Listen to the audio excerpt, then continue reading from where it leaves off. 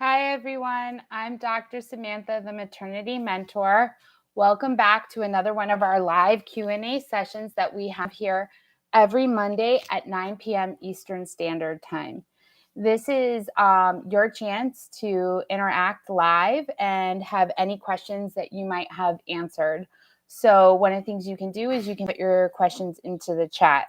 One of the other things we do here is we go ahead and we take the questions that have been asked on our videos this week and we answer them for you live.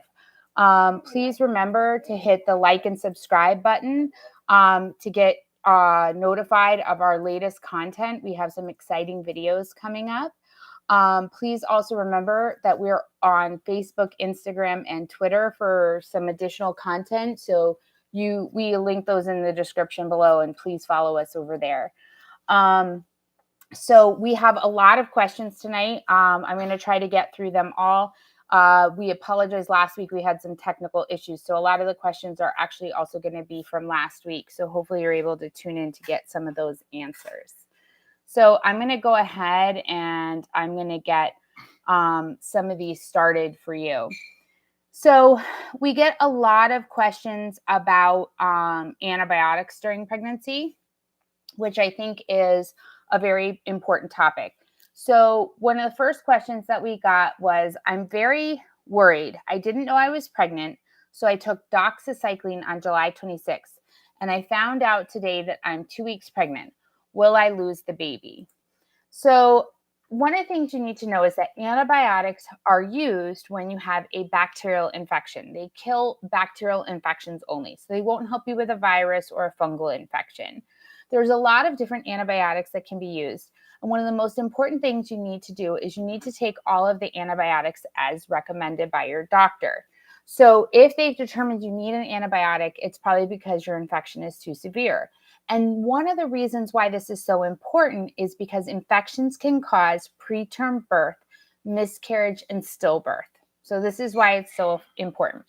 Now, you always want to check the safety of the antibiotic. This is why it's so important you consult with your healthcare provider and or your pharmacist. Doxycycline is an antibiotic that we now know causes birth defects in babies. It can cause issues with the formation of a baby's bone, and it can also cause discoloration of a baby's teeth. So it is not recommended for use during pregnancy. And unfortunately, the first couple weeks of your pregnancy is where the highest likelihood of developing a birth defect is going to happen. Now, one of the things you need to know is that if something has a risk of a birth defect, it's just that, it's a risk. None of this is a guarantee. And so there's a lot of different factors that go into figuring out if your baby is going to be exposed. For example, if you're 2 weeks pregnant, part of that time, the baby was actually not attached to your blood vessels. The baby was in the fallopian tubes that's where fertilization takes place, and then traveling down for implantation into the uterus. So the baby may not have been exposed to a full 2 weeks of doxycycline. Now, what can you do?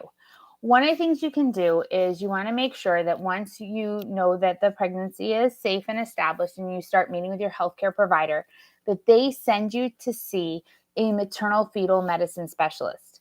This is the doctor that handles a high-risk pregnancy. They're the experts in all things pregnancy. And one of the things they can do is they can assess you by doing an ultrasound and blood test to see how the baby is doing and let you know the health of the pregnancy. Now, just because you took this medication and there's a risk for birth defects does not mean that you're going to lose the baby. Again, there are risks, but it's not like a guarantee. So right now you want to make sure you're taking very good care of yourself and eating right, like sleeping right, drinking plenty of fluids to try to keep yourself as healthy as possible. So that was a great question. Another question that we got about antibiotics during pregnancy. I'm 9 weeks pregnant and my doctor told me I have trichomoniasis and wants me to take metronidazole pills twice a day for 7 days.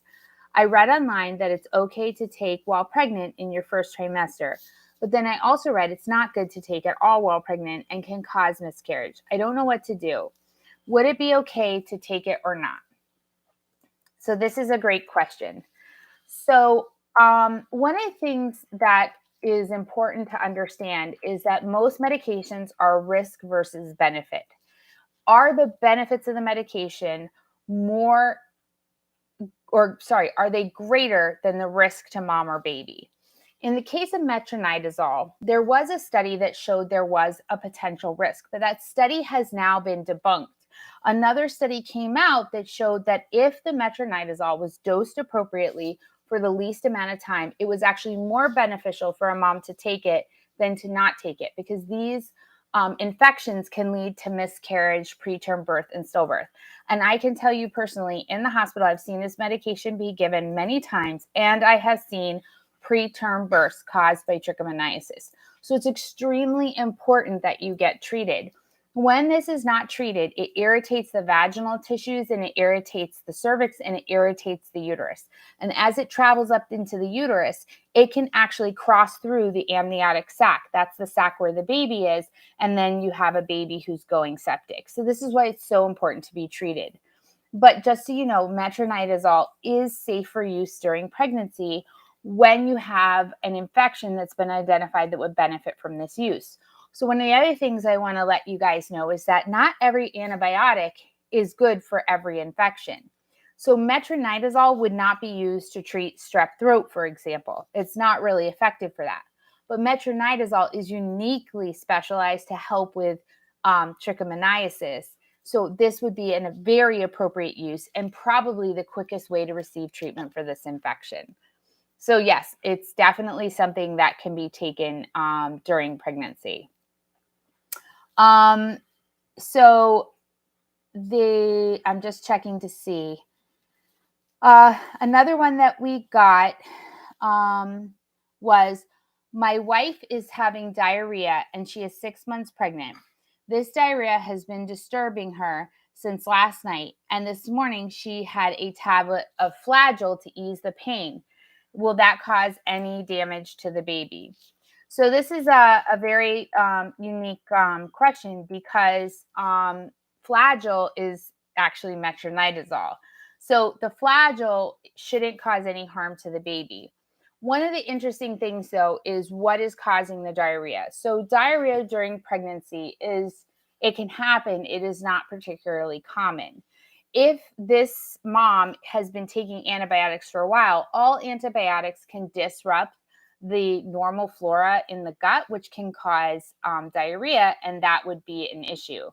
Usually you do not treat diarrhea with an antibiotic unless a stool sample has been tested for like some kind of bacterial infection. One of the things that's very important if you have diarrhea while you're pregnant is that you stay hydrated. Dehydration is one of the leading causes of preterm labor and preterm birth. So you want to make sure that you're avoiding that when this happens. But yes, it can be used during pregnancy safely. I would also tell this mom to go ahead and ask her healthcare provider if she can take a probiotic.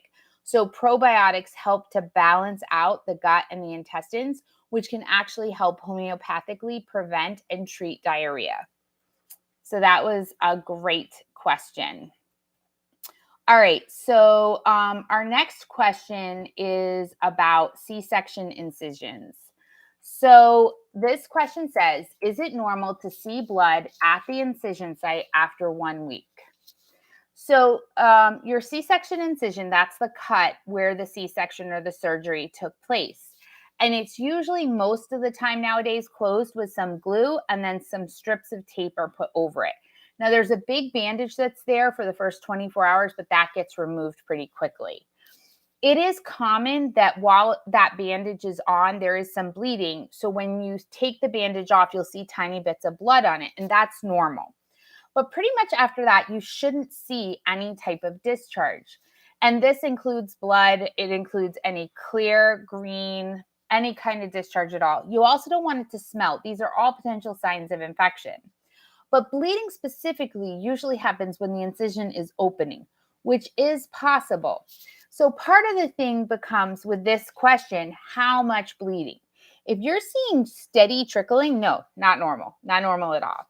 My guess is this question, there's a little drop of blood that is coming every once in a while, because that's usually when people call to ask us about it. Is a teeny drop of blood, you can wipe it off and a little bit of time passes and a drop comes back. This can happen for a variety of reasons. It is still a sign that that incision is opening, and you would want them to come and you would want to go and have them assess the incision and make sure it's okay. Now, one of the things that can happen to cause this and to cause an incision to be irritated and potentially open or get infected is improper care of the incision. So, a couple things. For starters, you want to make sure you're washing that incision every single day. When you go into the shower, you let the warm water run down the front of your body, and you want warm, soapy water to go over that incision. If you have a large belly that kind of overhangs that area, you want to lift that belly up and squirt water underneath there. Then you want to rinse it well. You don't want to have any soapy residue on there. You're probably not going to be able to rub it clean. You may be able to kind of pat it a little bit, but unfortunately, if you rub it, you can actually irritate some of the skin. You can also irritate the incision and possibly cause it to open. Now, once you get out of the shower, you want to make sure that you dry that incision really well. So you're going to take a clean towel and you're going to pat it dry. You cannot rub it. Do not use any creams, lotions, powders, anything on that incision. Believe it or not, these can cause infection. And actually, we tell you to keep the incision dry. So a lot of people try to use powder. Powder has sugar in it, and sugar helps bacteria grow, and that can actually lead to infection. There's little tapes called steri-strips that are usually on your incision. Usually your doctor wants those to stay in place until they fall off on their own. So about 6 to 7 days later, as you're showering, they'll start to come off on your own, and then you can take those off. This good incision care can help keep it from opening up, which may be causing that bleeding. But you definitely want to get bleeding checked out. Our next question is about constipation. So it says, is it safe to take Colace every day during pregnancy for constipation? So constipation is a very common issue for most pregnant women. There's a couple of different reasons why that happens. You have a lot of blood flow that's diverted to the baby from the intestines, which kind of slows everything down. Additionally, you have this big giant baby eventually who's pressing on all your intestines and bladder and kidneys and everything, and it shifts all your organs, which can cause you to become more constipated. Most women don't drink enough during pregnancy for a variety of reasons. That can lead to constipation. And of course, you're not walking around as much as you used to either. It's very common. So constipation, it's totally safe to take Colace during pregnancy. Colace is a stool softener. So I want to be clear. It is not a laxative, and laxatives are not safe for use during pregnancy unless you've been told by your healthcare provider to take them. Laxatives, the point of a laxative is to stimulate the movement of the intestine. So it starts wiggling basically to push that poop out. And that can actually stimulate the uterus, which can possibly lead to preterm labor. But a stool softener, all that's doing is it's telling your body to bring water into the colon, which softens the stool, making it easier for you to go. The other thing is laxatives are very addictive to your body, but stool softeners are not. So a stool softener is very safe. Colace is commonly used. Make sure you're getting plain Colace and not Peri-Colace. Peri-Colace is a product that contains a stool softener and iron. A lot of people who need iron constipates them, and therefore adding the stool softener together helps to prevent that. But you don't want to take any extra iron unless you've been directed to do so by your healthcare provider. That can actually make things worse. We also don't want you to strain when you're going to the bathroom, which is why Colace is ideal, because if you push too hard, first of all, it can be something that triggers labor, but it can also cause hemorrhoids, which are common during pregnancy. Some other things that you can do homeopathically for constipation. For starters, drink lots and lots of fluids. That's very important. You want to make sure that you are drinking, not only are you drinking plenty of fluids, you're walking every day if you're allowed to walk, because that really helps move the bowels. And then as long as you don't have gestational diabetes, you might be able to try prunes or prune juice. Prunes and prune juice are a very natural laxative. If you decide to use prune juice, just make sure you're using real prune juice and not any fake stuff, because the fake stuff's just not going to be ineffective and it's just going to give you a whole bunch of sugar. For those of you who are joining us, welcome, welcome. Please feel free to put your questions into the chat. So I have a question about diabetes here. It said, I'm 31 weeks pregnant. 1 hour after dinner, my sugar was 215. I'm too worried. It was my mistake. I took a half a plate of white rice, and now I'm worried about the 215 sugar level. So gestational diabetes is a serious concern for women who are pregnant, because gestational diabetes can lead to a whole bunch of complications, including a large for gestational age baby. Large for gestational age babies increase your risk of having a C-section. They also have increased risk of getting caught and having a shoulder dystocia during a vaginal birth. They're oftentimes having issues with their own blood sugar after birth and temperature instability. They sometimes need to go to the neonatal intensive care unit for additional treatments. So, and that doesn't count the fact that for you as a mom, if you develop gestational diabetes, you're more likely to maintain that and become a diabetic after your pregnancy. So the treatment for diabetes is to eat a low carbohydrate diet. I usually recommend the keto diet. I think it's a great healthy way to keep your blood sugars down, to limit your carbohydrates, which are sugars, and maintain a healthy diabetic friendly diet. And we have a video on the keto diet. We'll link that into the description box. Now, when we have a woman take her blood sugars, we're having her do a little finger prick and then testing the sugar. We oftentimes have you do a fasting. That means first thing in the morning when you wake up, and then 2 hours postprandial. That's 2 hours after each meal. So this sugar was taken a little too early, in my opinion. The thing is, at 1 hour, your sugar is going to spike. But at 2 hours, that's where it's stabilized, and we know if you have too much sugar in your system or not. So that is a key distinction. So you want to double check with your healthcare provider and make sure that they want you taking your sugar 1 hour afterwards versus 2, because there is a very big difference in that. Now, you did indicate you ate white rice. White rice is a big no-no. White rice is full of sugar, full of carbs, and so it is something you should avoid. So I'd encourage you to look at a diabetic diet for women. And for anybody who's concerned and they don't really want to go it alone and try to figure out what's good for them or not, ask your healthcare provider to give you a referral to a nutritionist who specializes in taking care of women who have diabetes and are pregnant. Okay, they can help you out. We have another one here. So this one is about sex and pregnancy. We got several questions this week on that. So my fiance is 27 weeks pregnant, and her clitoris is now overly sensitive, and she has to work very hard to orgasm. Any advice on the sensitivity? So unfortunately, one of the things that happens in the second trimester, which is, 27 weeks is in the second trimester, is that there's a lot of blood flowing to the whole area, to the uterus, to the vagina, all that area, and to the clitoris. And all that blood flow increases the sensitivity.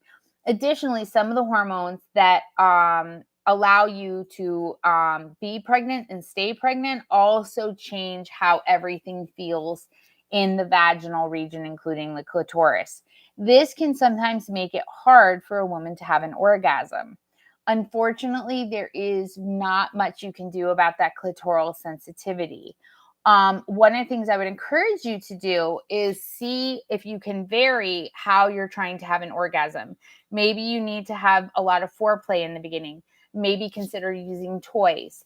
Maybe consider using lube or not using lube. So sometimes that sticky, slippery substance that we use when the vagina is dry, which is very common during pregnancy, sometimes if it gets on the clitoris, it's almost too slippery, and that can actually increase sensitivity.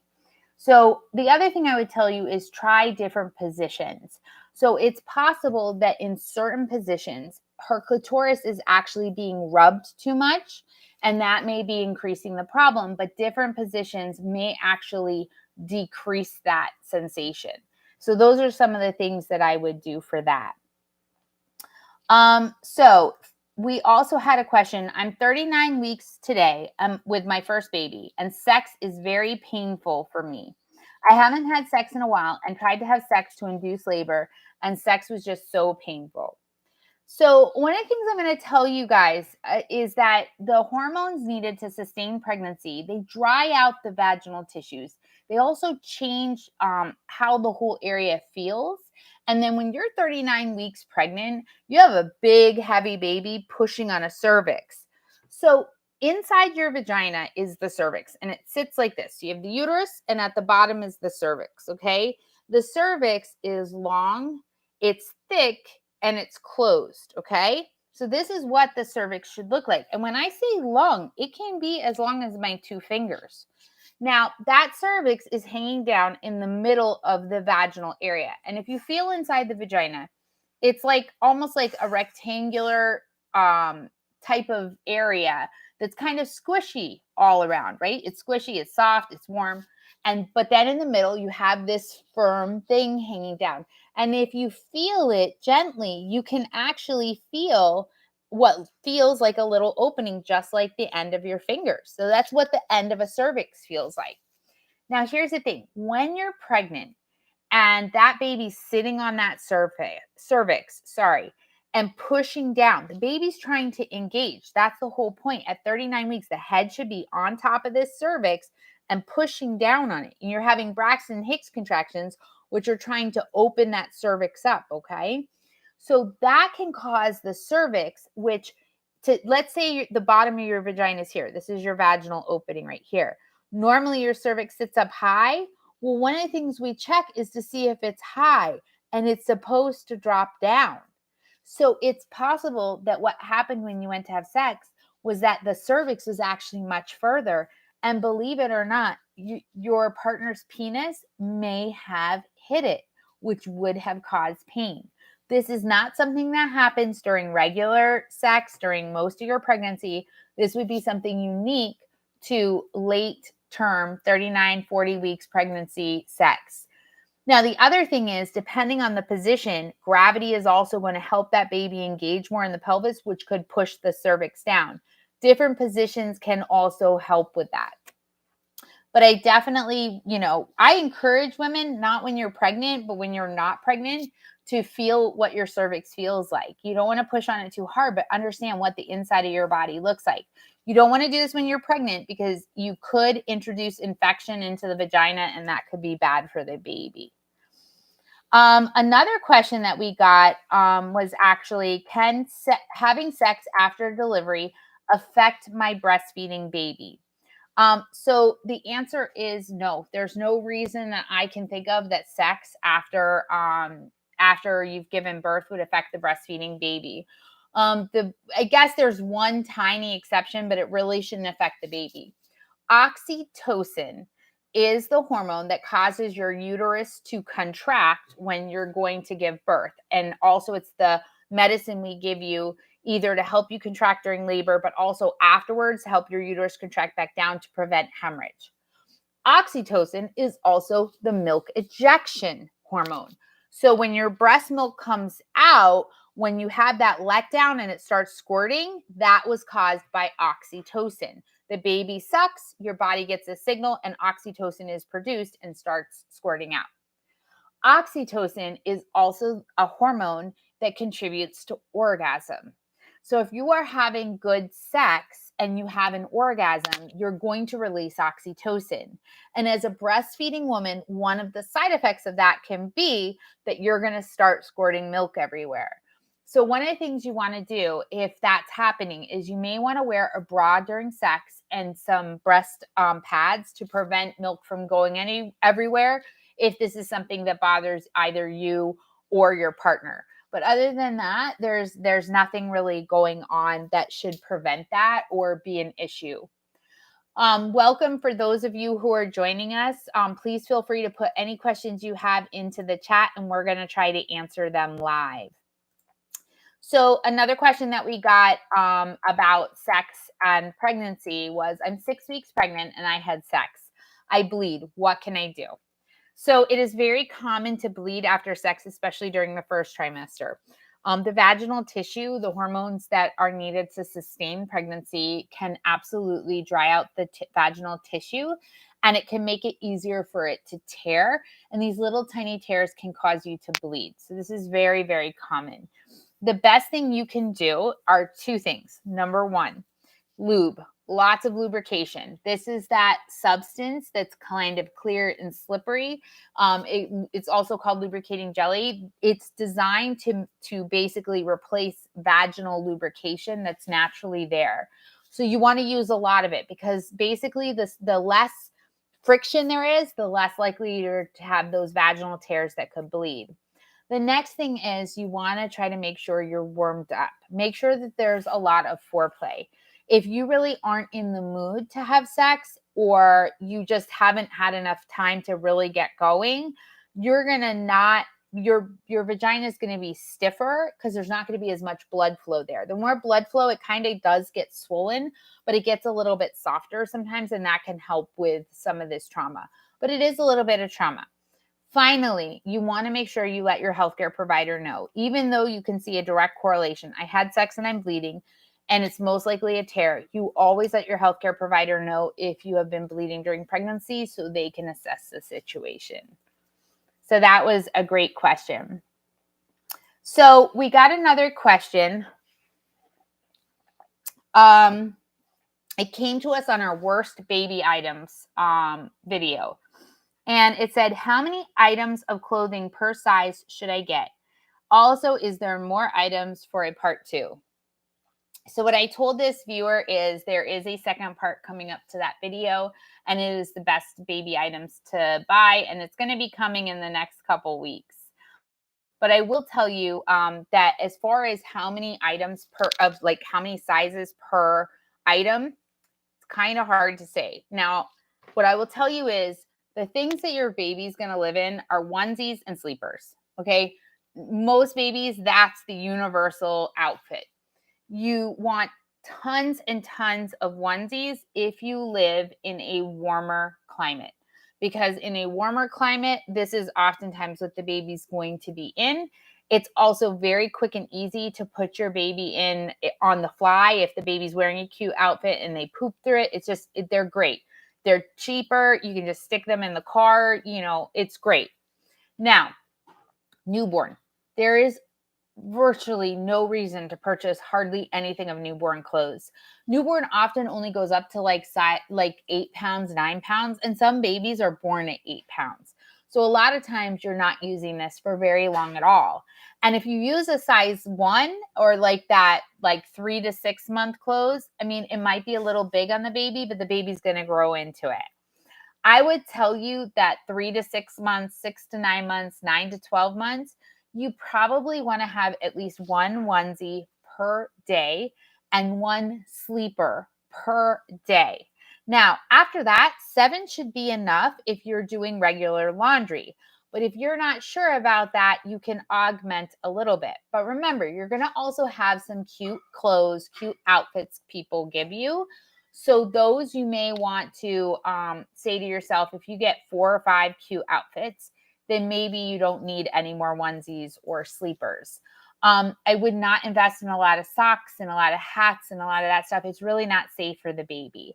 Now, the one thing I will tell you is if you live in a colder climate, you may choose to get 2 different types of sleepers, a thicker sleeper and a thinner sleeper. Okay. So thicker sleepers can help if the house gets colder.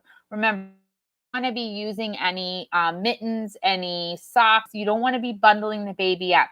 The warmer the baby gets, the higher the risk of SIDS.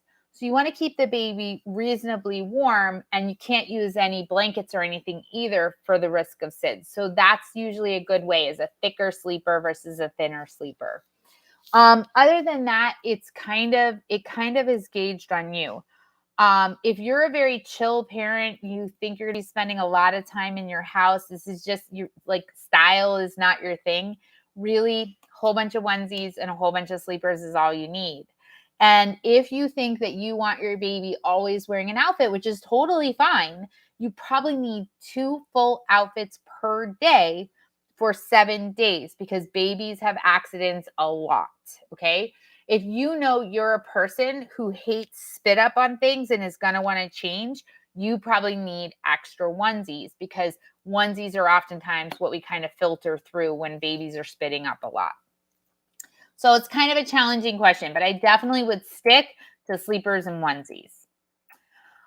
We had a question about on our hemorrhoid video, which was interesting. I found mucus while pooping. Is it normal in the 3rd trimester? So this was an interesting question. So mucus during the 3rd trimester sounds very much like you passing the mucus plug. So what is the mucus plug? So again, you have your uterus, and at the bottom you have the cervix. And the cervix is supposed to be closed. And this is what closed looks like, right? It can't be completely fused closed because then it wouldn't be able to dilate to allow a baby to come in. So it has to have some kind of opening. And any kind of opening puts you at risk for bacteria to come up into the uterus, right? Which could potentially give the baby an infection. So one of the things that nature does when we get pregnant is it creates this mucus plug right here. And this mucus plug is a barrier to try to prevent bacteria and stuff going into the uterine area. When you start to dilate, which is to open up, this mucus plug falls out. Now, some people, they just get little bits of mucus over time, and that's how they lose their mucus plugs. They may not even notice. Other people will literally lose like a plug. It'll look like a plop of grayish mucus. It's hard to say. So when I hear 3rd trimester and mucus, especially during pooping, I think that that's the mucus plug. Because if you're straining or pushing down to poop, that absolutely could cause you to push on the cervix, which could cause the mucus plug to loosen up and be in the toilet. The only other thing I could say about mucus when you're pooping is that mucus in stool can be a sign of an absorption issue or a stomach issue. And so in that case, you would want to make sure you talk to your healthcare provider. Amongst other things, that could be a sign of pancreatic function issues, and it can also be a sign of stuff like celiac disease.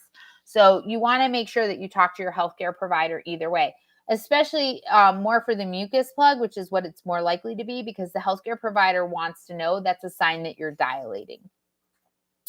Okay, so we have a question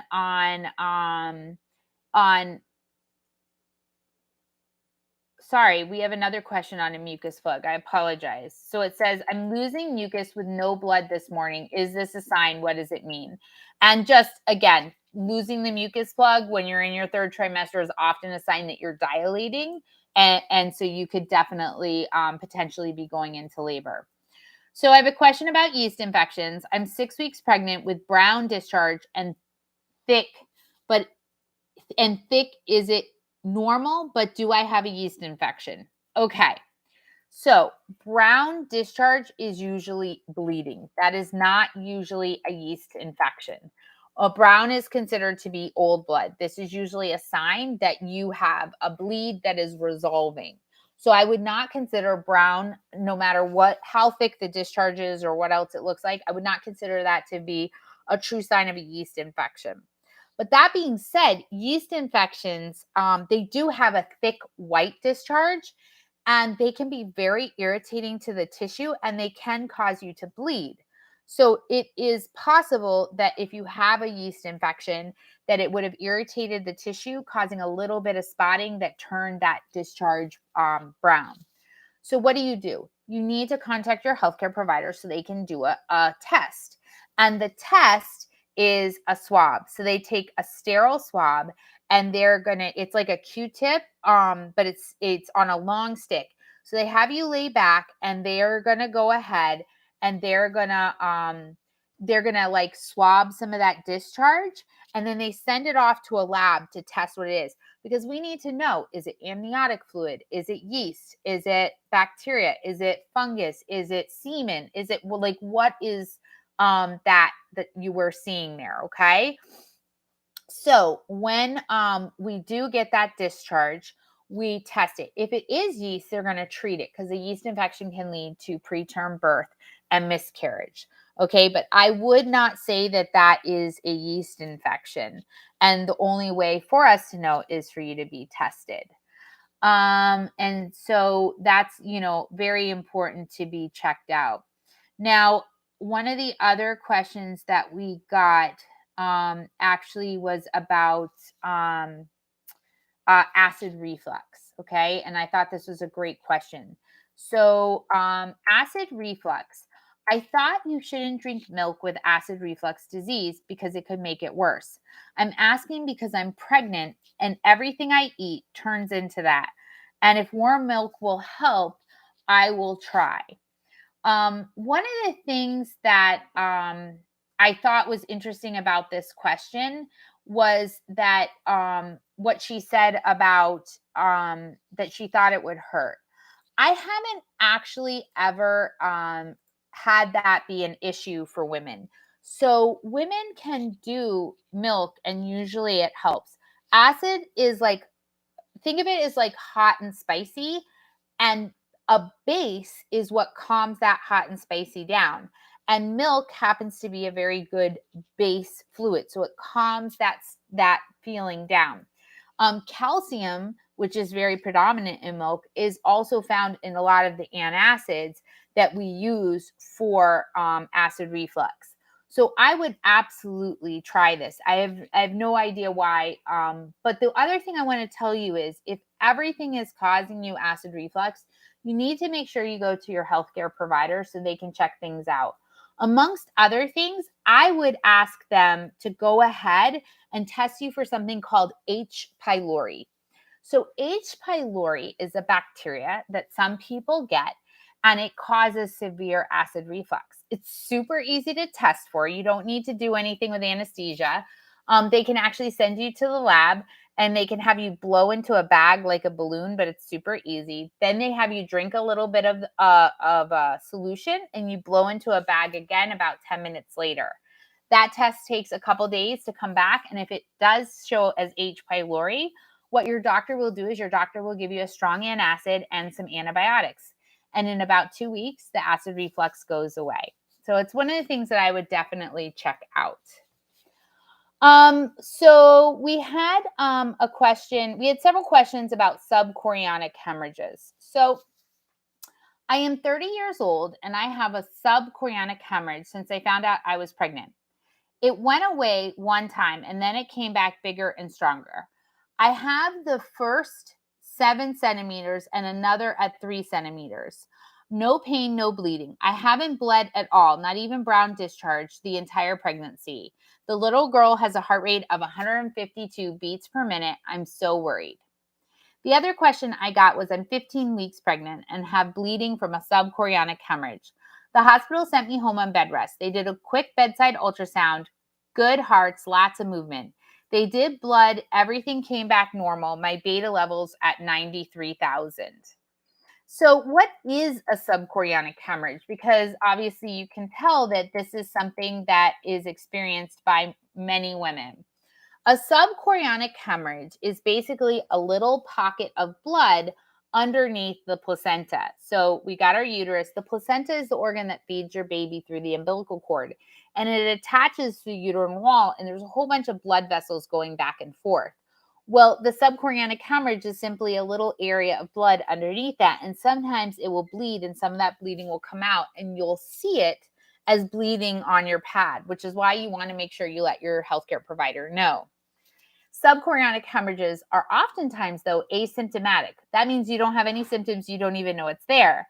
And what will happen is you'll have a basic ultrasound and, there it is. They just see it. So most of the time, we don't do anything about a subchorionic hemorrhage, nothing at all. We go ahead and we don't have anything that we do for it. We just have you kind of wait and see if you have any other symptoms. For example, we look to see if you have any pain, if you have any kind of, bleeding or anything. If you don't, we just keep monitoring. A subchorionic hemorrhage can change in size. So it can start out big, and that's because the placenta is small. And then as the placenta gets bigger and your baby grows and the uterus gets bigger, that subchorionic hemorrhage actually shrinks in size. So you might end up where it's not really a big deal at all. You want to make sure you're telling your healthcare provider if you have any pain whatsoever. That's very important. And you want to let your healthcare provider know if you have any bleeding. But most of the time, subchorionic hemorrhages are nothing. You can have a healthy pregnancy, a regular baby weight, a regular baby, affect, and you can deliver vaginally with the subchorionic hemorrhage. So those two were very, very good questions. Hi, Kim. Okay, so can you talk about vitamin K ointment? Vitamin K, eye ointment, and other vaccinations given at birth. What is absolutely necessary and what should we be concerned about? Can we refuse? So I love this question. And I'm going to start with, I actually really love this question. So I have a video on vitamin K. And so we're going to link that into the description for anybody who wants to check it out. Vitamin K is my absolute number one thing that I beg parents to consider. So vitamin K is a vitamin, just like it sounds. We give it because the way our body works for clotting is how we stop from bleeding. When you get a cut, if you don't have your clotting system in order, you'll just bleed and bleed and bleed. And babies, they don't have any vitamin K when they're born because their gut is sterile. And the way we actually as human beings get our vitamin K is mostly through bacteria that live in our intestines. That bacteria, it's like a very symbiotic relationship. It gets to live there and digest some of our food, and in exchange, it makes vitamin K for us. Vitamin K is part of our clotting system. Babies don't have any of that. We get that bacteria from being exposed to the universe. So when a baby is born, if you've had a traumatic delivery, that baby can get a brain bleed. And one of the things that can prevent that brain bleed is getting the vitamin K shot, which can help with clotting. Another thing is if you leave the hospital and you get into a car accident, something very similar can happen. So what we do is we give the baby this one shot one time. It's enough vitamin K to get on board to prevent any of these hemorrhages or bleeds in the baby, long enough for the baby to start getting that bacteria from the environment and producing their own vitamin K. A lot of people say, well, but I can get vitamin K, or the baby can get vitamin K from like breast milk or from formula. This is true, but it is not absorbed as well as this shot. And it takes a lot longer to get to the amount of vitamin K that you would need to have clotting take place. So it's really a matter of, this is a quick, fast, gets to the point. And again, if your baby was to develop hemolytic anemia, which is in that video, or your baby was to develop a brain bleed, this could lead to lifelong consequences. Most people try to they try to associate vitamin K with a vaccine. It is not a vaccine. I'm not saying it's 100% natural. I'm not saying that at all, but it is not a vaccine. And as far as I'm concerned, it's a life-saving medication. And I beg my parents to reconsider it if they're thinking about refusing. However, to answer your question, in most places you can refuse. I have seen some exceptions. Most of the exceptions have to do with if you have a pediatrician, that your pediatrician might say, we're not going to take your baby if you refuse the vitamin K. All right, on to eye ointments. The eye ointment that she's referring to is an antibiotic eye ointment, okay? This is to prevent an infection in the baby's eyes. The most common infections we're trying to treat are sexually transmitted diseases that can cause blindness in a baby if left untreated. But I'm just going to tell you, other bacteria can infect the eyes and cause long-standing eye issues. Now, when it comes to eye ointment, I kind of feel on the fence. You definitely do not want to let them put that eye ointment in for at least 1 whole hour after birth, because it will interfere with your baby's sight. And that first hour, whether you're breastfeeding or formula feeding, but especially if you're breastfeeding, it's important for the baby to be able to look at your face, look at your partner's face, study this. This is the first part of bonding that takes place in human beings. So you don't want to interfere with that.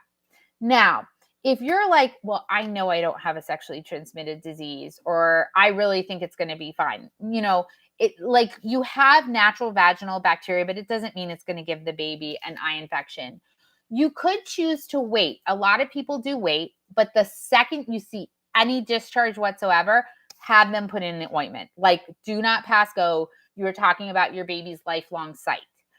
In my opinion, I think most people should just do it. It's a one-time dose. I'm not a big proponent of overusing antibiotics, but again, we're talking about a baby's long-term eyesight, and that's why I think it's important. But you can refuse it, and a lot of people do.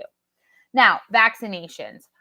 Nowadays, the only vaccination that's really being offered in the hospital is hepatitis B. Hepatitis is a vaccine that is for the hepatitis B virus. Hepatitis B virus is transmitted via sex or IV drug use, pretty much. Okay. Sometimes blood transfusions, but that's in other countries, not in the developed world, because in the developed world, these blood transfusions, they're being screened for hepatitis B. Sorry, excuse me. Now, most of you are saying to yourself, my newborn is not going to be having sex or using any IV drugs, which is true. The reason why they have a newborn baby get the hepatitis B vaccine is you need a total of 3 vaccines in order to get full immunity against hepatitis B.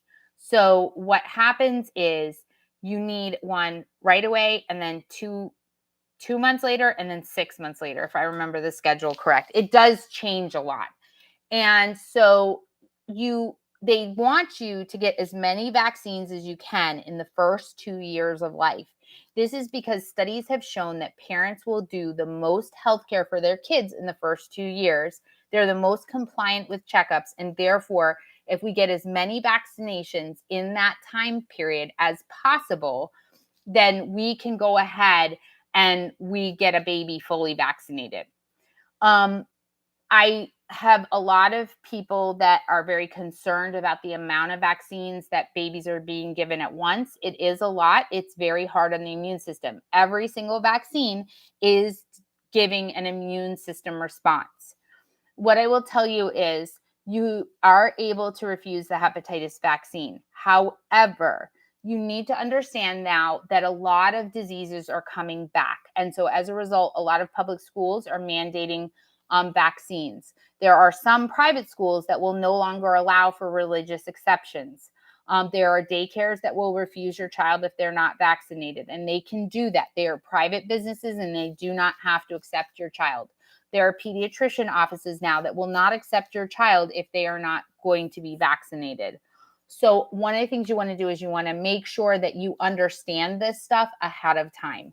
I think that all the vaccines are very important personally, but I think that there is a possibility that a change in the vaccination schedule might be beneficial. So that was a great question, Kim. It had a lot of parts. I love it. Thank you so much. Fire Fairy, what causes intersex? So I'm going to tell you that I honestly don't know. I can't give you an answer to that. I would say that it's mostly probably it's most likely caused by a genetic defect, but I really can't answer that because I don't think we even know yet. All right, so let me answer a couple other questions. So we have postpartum bleeding. So I had my baby 4 weeks ago, cesarean section delivery. From the start, I had bleeding with a very normal flow. Then I bleed with a sticky gel type substance by spotting. Is this normal or not?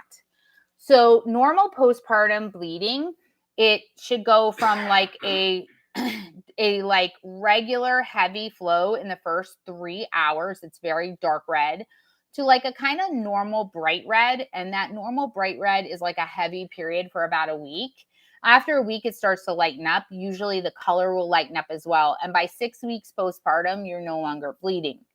In the course of that as well, you can also have clots. So clots are like kind of what this person described. They're like sticky kind of pieces of blood that look kind of gel-like. And they can be about the size of a quarter or less. If you're passing ones that are bigger than a quarter, you need to talk to your healthcare provider. A lot of times these are also remnants of your uterus that are coming out because the uterine lining, the edges of your uterus, need to kind of shed after you've given birth. So this can be very normal as long as you are not bleeding heavy, you're not bleeding through a pad every hour, your recovery has been good. And if you have any concerns, you want to let your healthcare provider know. Now, the one exception to this is if you're passing what looks like clots and you're attempting to breastfeed and your milk has not come in and it's now like 10 days out or longer, that's actually a sign of a retained placenta. So the hormones that are needed to make milk are triggered when the placenta, that's that organ that feeds the baby, when that detaches from the uterine wall, when it comes off. That's the moment the hormones start to help produce breast milk. Sometimes a little teeny tiny piece of that placenta can stay behind. The result of this is usually a woman who will pass clots, who will have heavy bleeding, and her milk won't come in. And so this is a mom who's doing everything right. The baby latches well, she's pumping, she's doing this, she's doing that. Everything is exactly how it should be, and yet she's not making milk. If you have heavy bleeding with clots and not making milk despite doing everything right, that's usually a sign of a retained placenta, and you want to call your healthcare provider. We had a question about thyroid. Okay, so thyroid during pregnancy. My wife is 26 weeks pregnant now. Her TSH was not done until she was 22 weeks pregnant. At 22 weeks, her TSH level was found to be 5.3. Now she's on medication for hypothyroidism, but we don't know if this condition has been there since the beginning of pregnancy. If the TSH levels have been high all along, what negative effect could that have on the baby? Could it have any negative effect on the baby, I'm assuming, after delivery? So thyroid. Oh, hi, is this your question? I see you typing into the chat. So thank you. I'm glad you came back because we tried to answer this last week and we had the technical difficulties. So TSH, for those people who don't know, to catch everybody up, is thyroid stimulating hormone. And then the two thyroid hormones are T3 and T4. It's a little bit more complicated than that. That's the basics. So you want your T3 and T4 to be within a normal level. When T3 and T4 are low, the TSH is high because remember, that's the thyroid stimulating hormone. So it's saying, hey, body, make the thyroid hormone. So it's high to trigger this to come up. And what it should always look like is like a balance. And what will happen is it will fluctuate back and forth. But at a certain point, if you have symptoms and a high TSH, those two together, they form hypothyroidism, which is low thyroid, because again, the thyroid hormone is low.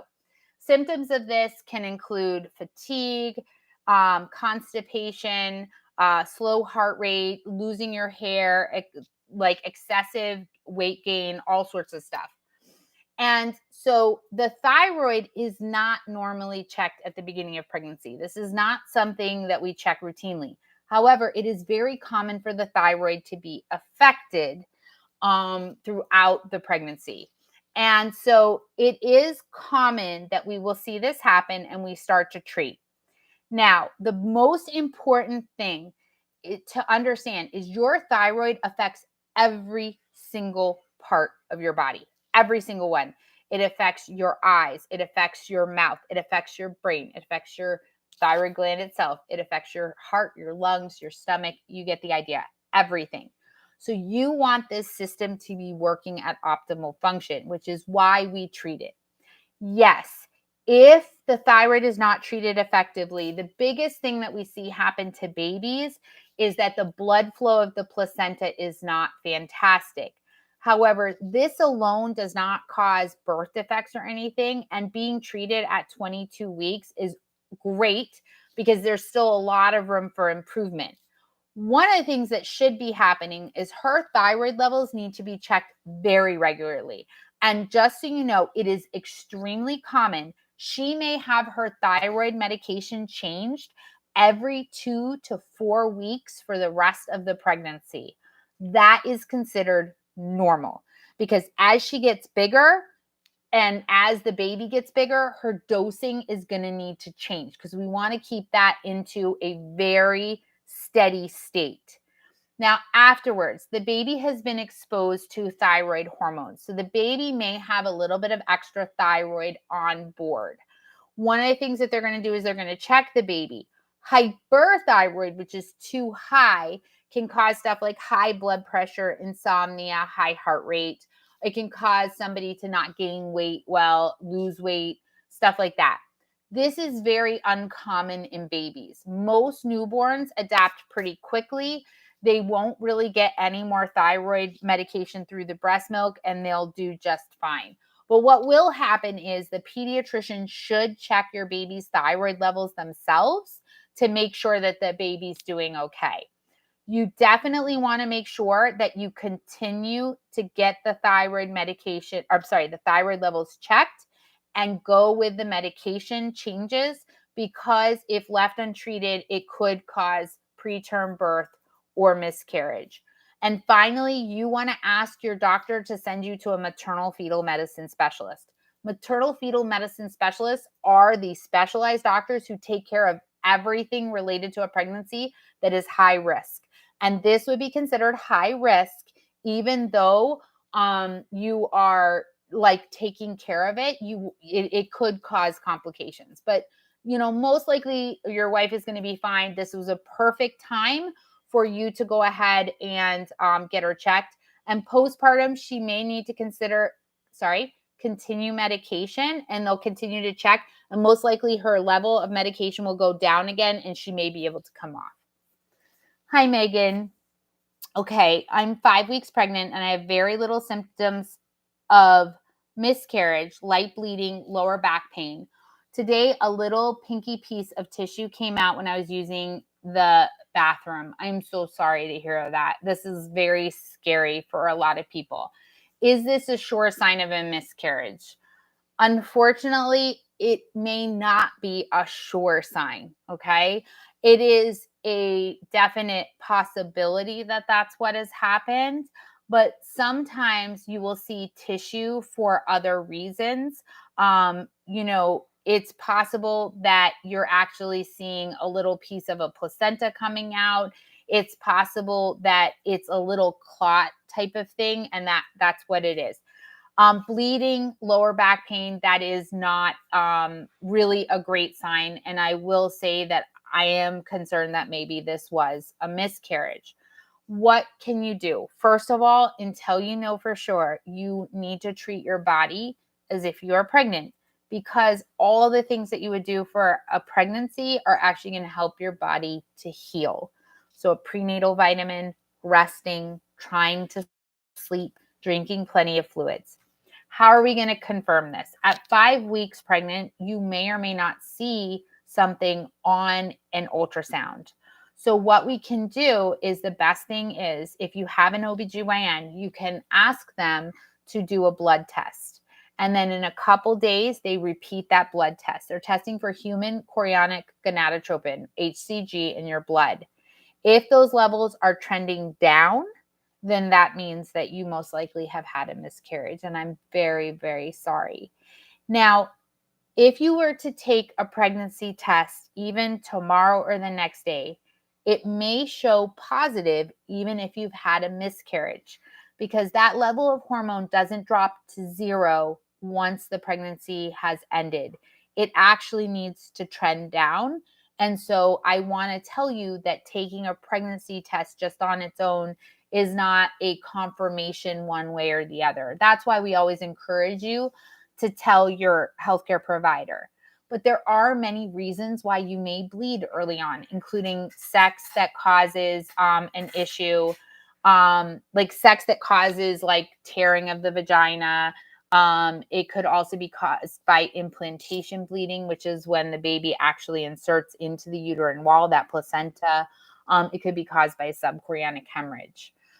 Make sure you're taking care of yourself as much as you can, Megan. I know that this is a very hard ask and is very stressful, especially during this time. But right now, definitely just treat your body the way you would if you were pregnant, because it is going to either help you heal or help a baby grow while we're figuring that out. And I would try to see if you can get the blood test. It's usually the fastest way to figure it all out.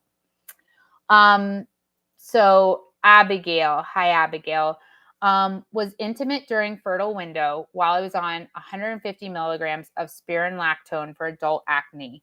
Discontinued the med immediately in 2 weeks. In 2-week wait now. If pregnant, will the baby be okay? So first thing I'm going to do, just so you guys know, your pharmacies, your pharmacists, and your OBGYNs, we all have access to databases that give us information about these different medications. And one of the things you want to make sure is that they're giving we're looking at the latest data for everything. Hold on a second.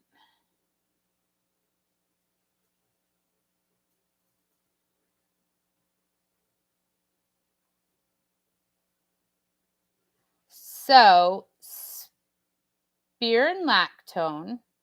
So I'm looking at a drug guide that a lot of us who do reproductive services like OBGYNs, I'm in reproductive psychiatry, so I use it to medicate women with depression and anxiety, as well as for women who are postpartum and breastfeeding. They have to take data from all different sources, okay? So the sources that we take include pharmacists, include animal studies, include all different things. Spironolactone is a medication that is used as a diuretic. It helps you get rid of extra fluid in your body. Spironolactone is actually okay for you to take when the benefits outweigh the risks. So there's not definitive data, either in animal studies or in human studies, to say that a birth defect could happen. Now, we don't like the idea of a woman taking a diuretic unless she has to, because the point is it's helping you pee off extra fluid. So that can cause something called hypovolemia, which means low volume. Basically, you can end up with less blood in your system, and blood is what's needed to feed the baby. So that's why we don't particularly want you to be on it. Now, if you do find out that you're pregnant, it doesn't, and let's say spironolactone was an automatic, or it had a risk of birth defects. The thing you need to understand is it's a risk. So it wouldn't be a guarantee. Everything's very dependent on how much you took, when you took it. Was the baby's placenta even attached to get some of that via like a blood flow type of thing? Lots of different things. So the baby very much could be totally fine. There's no way to know for sure. One of the things I will tell anybody who's thinking about getting pregnant, if you are not sure about a medication and whether it's safe, you need to use protection during the time that you're using that medication. It's very important that you just prevent the pregnancy from even happening, whether it's abstinence from sex, whether it's condoms, something that you can use to prevent a pregnancy from even occurring, so that you don't have to be worried. However, Abigail, I think that everything's going to be just fine. And you can ask your healthcare provider to refer you to a maternal fetal medicine specialist to just make sure. But I really think it's going to be okay. Okay, so Serge, I think it's Serge. If I didn't say it right, I'm sorry. Will the baby's brain development be normal? Yes, it should be absolutely normal. There's no reason and no real evidence to say that a thyroid condition would cause any issues with the brain development. The other thing is it was very unlikely that this thyroid condition existed at the time that the baby was conceived. It did most likely develop in the second trimester. That's when it usually happens. So during the major portion of the brain development, that your your partner's thyroid levels were probably just fine. But no, thyroid is generally speaking not really associated with birth defects. It's more associated with physiological stuff, like the baby may have a higher heart rate, stuff like that. I am going to answer a couple more questions because we did have some issues last week with with our live cast. We had some stuff come up. So if any of you were here from last week, please feel free to ask your questions. We did get a question about some stuff about drying up milk. The first one was, I gradually stopped breastfeeding over a while, so I wasn't getting much milk. When I pumped towards the end, I thought that my milk was drying up anyway, but it's been a month since I stopped and I noticed a bump next to my nipple. It really hurts bad. I thought it was a pimple or maybe a clogged duct, but I noticed what looked like a tiny hole in the middle. So I tried to squeeze it and it popped and a little white pus came out and a clear liquid. But the bump didn't go down. Now I just have a huge bump that looks like a second nipple. It's purple and it's still painful. I did a warm compress and all I did was stimulate my milk again. What do I do? So for this, mom, you need to go to a doctor. It sounds like you might have an infection from that. It sounds like you might have had a bleb, which can kind of look like a clogged duct, but it really isn't. Most of the time, a warm compress helps that go away. The problem was, I think when it got popped, it got some bacteria in there and it introduced an infection, and now you've got an infection. Most likely what needs to happen is they need to treat you with antibiotics, and then you need to do some homeopathic stuff for that. You need to use ice at least 3 times a day for 20 minutes. You need to use cabbage leaves every hour. I would use a little bit of peppermint oil underneath your armpit. That can actually help dry up your milk. And then you want to ask your healthcare provider if you can take a little bit of Sudafed. Sudafed can actually help dry up your milk. The only thing with Sudafed is it can raise your heart rate and your blood pressure. So you want to make sure that it is safe for you to use. But in your case, you need to go to get that looked at. Another one said, I decided to stop breastfeeding my baby. I was having a lot of pain. And because of that pain, I decided to take all the breast milk out of my breast. After doing that, my breast has fallen and it's been a while now, but has not gotten back to the way it was. Please help me, let me know if there's any way for it to get back. Unfortunately, for a lot of women, our breast size will actually double, triple, quadruple when you're breastfeeding and you're making milk. And once that goes away, it doesn't always come back. Believe it or not wearing a bra actually can help some of that tissue kind of tighten up and help you get back to normal. But a lot of times, unfortunately, some of that is just there and it doesn't really go away. Now, you can do some cosmetic procedures, including breast lifts and different things. But if you're planning on having any other children, you cannot do any type of surgical procedures to your breasts. Despite what doctors will tell you, and they will tell you, oh, I'm doing minimally invasive, it doesn't cut breast ducts, you can breastfeed, you can make milk. They can't control that. The breast ducts are microscopic. You cannot see these during a breast surgery. Different things that they might inject in there, different things. They may be messing with your ducts in such a way that you'll never be able to produce milk again. So for any women who are unhappy with how they look from a cosmetic standpoint, give yourself grace. You grew a human being, you fed a human being. When you are done having children, that's the time to address that and see if there's something that can be done that you would really like cosmetically. I breastfed my son for 1.7 years. I found out I'm pregnant and my doctor told me I have to stop breastfeeding. I haven't fed my baby since yesterday. My breasts are full and painful and I don't know what to do. So sometimes when you get pregnant, you can breastfeed. I actually have a video on that. We can link that into the description.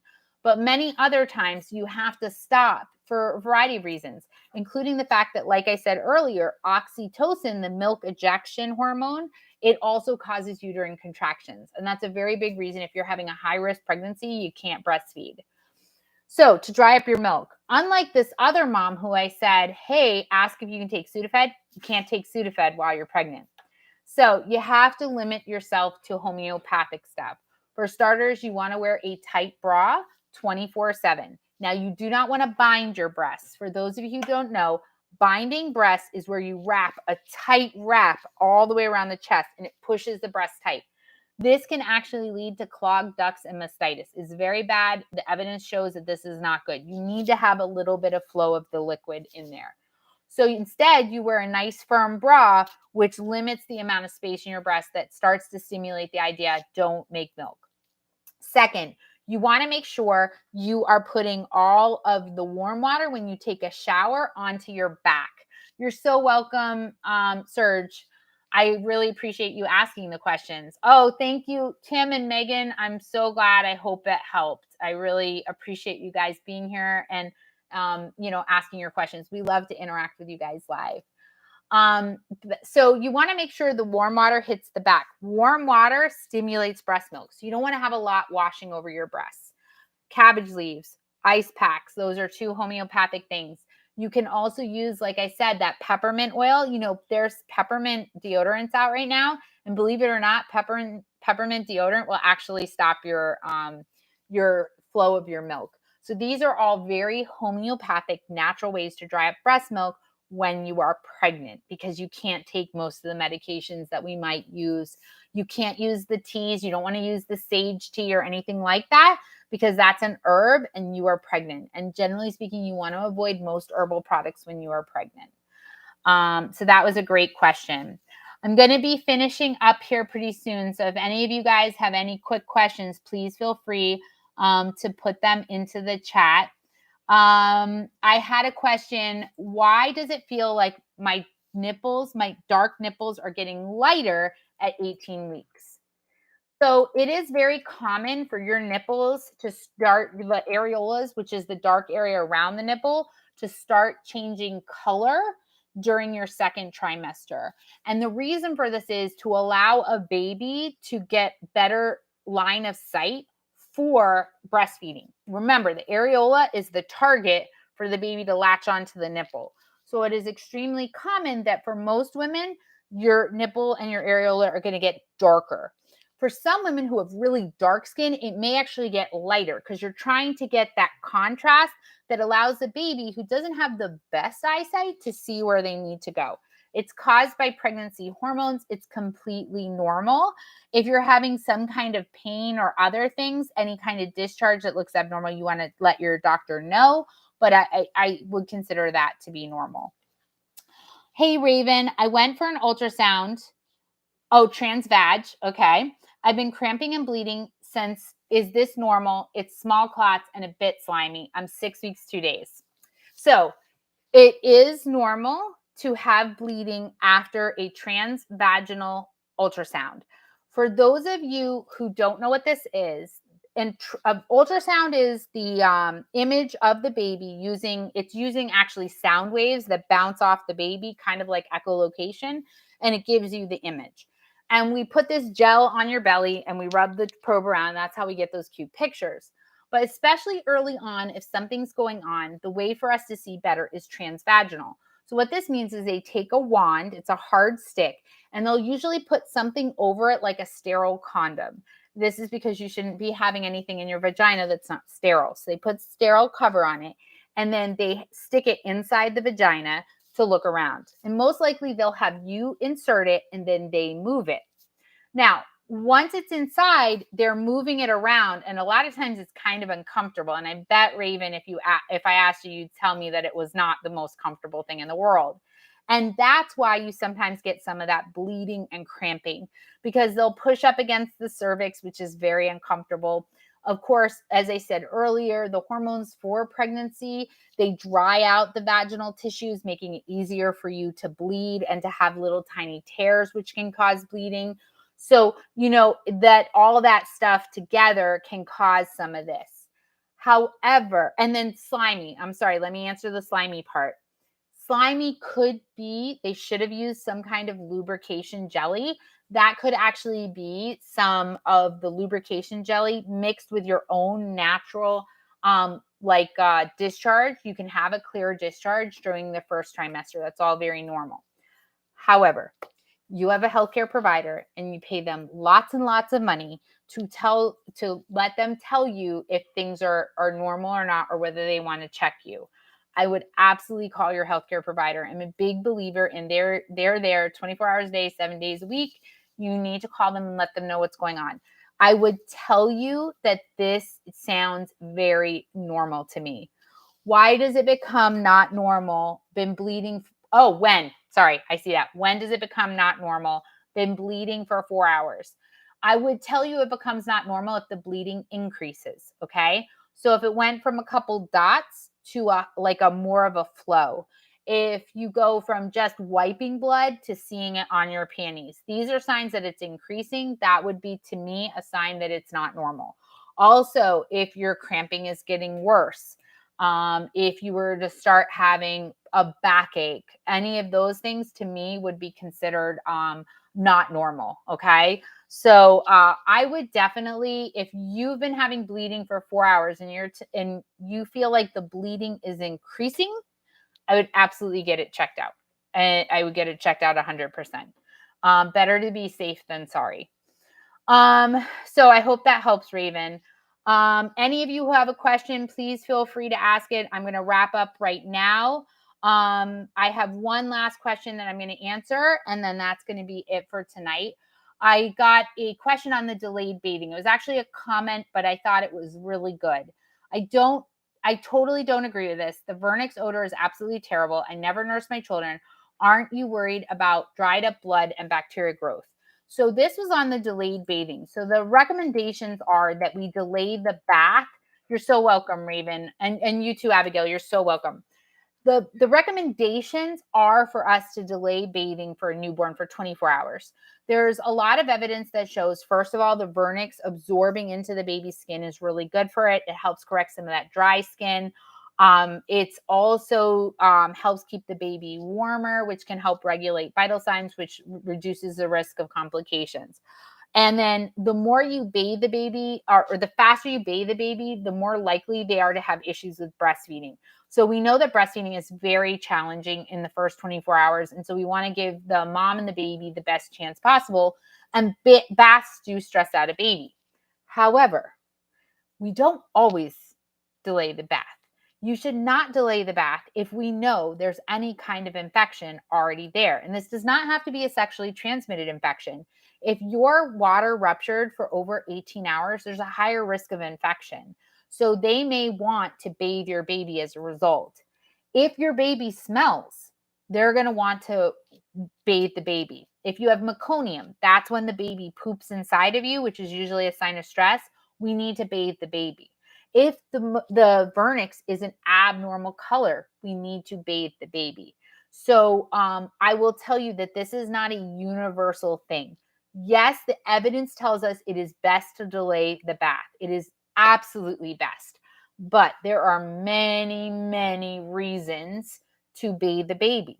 The other thing is, this mom said, I don't breastfeed, which I totally respect. I think breastfeeding is great. I'm a lactation consultant, totally pro breastfeeding. I'm also totally pro formula. Okay. I'm pro whatever works for you and your family. And if you're not going to breastfeed, then that whole physiologic thing for breastfeeding specifically goes away. And therefore, if you want to request that your baby get bathed, you can do that. And they most likely will do that for you. It's not a problem. And if you were going to formula feed, but you feel very strongly that you want that baby to still have a delayed bath and there's no reason to bathe, you can do that too. It's whatever kind of looks to you. And what I would tell you guys is the biggest thing is I would bathe a baby at 24 hours. I would not be waiting days and days. I don't think that's good for the baby. And if they told me my baby needed to be bathed for infection control or other reasons like that, I would absolutely do it. Thank you so much, everybody, for joining us. I know this was long. I appreciate you guys who came back after last week. It was some weird glitch that we had. My name is Dr. Samantha. I am the maternity mentor. We are here every Monday at 9 p.m. Eastern Standard Time to answer your questions live. That is one of the things that we really love doing. We also go ahead and answer any questions that you've submitted on our videos on Facebook, on Instagram, on Twitter. We link those in the description. Please feel free to follow us. Like and subscribe to the channel. It really helps us out. We'd really appreciate it. Share it with your friends and family. And please feel free to suggest any videos. We've had suggestions come up and we have used them and put those videos out. We have a lot of exciting content coming out, and I'm going to give you a sneak peek for tomorrow. We're coming out with a video on the new postpartum depression pill. So if you know anybody who might need that information, if you've been interested yourself, please, please, please check that video out. It's a very exciting development for women who suffer from postpartum depression, and it was exciting to make. So I hope you guys tune in. I hope to see you next Monday. Thank you so much for joining us. My name is Dr. Samantha. I'm the maternity mentor. Bye for now.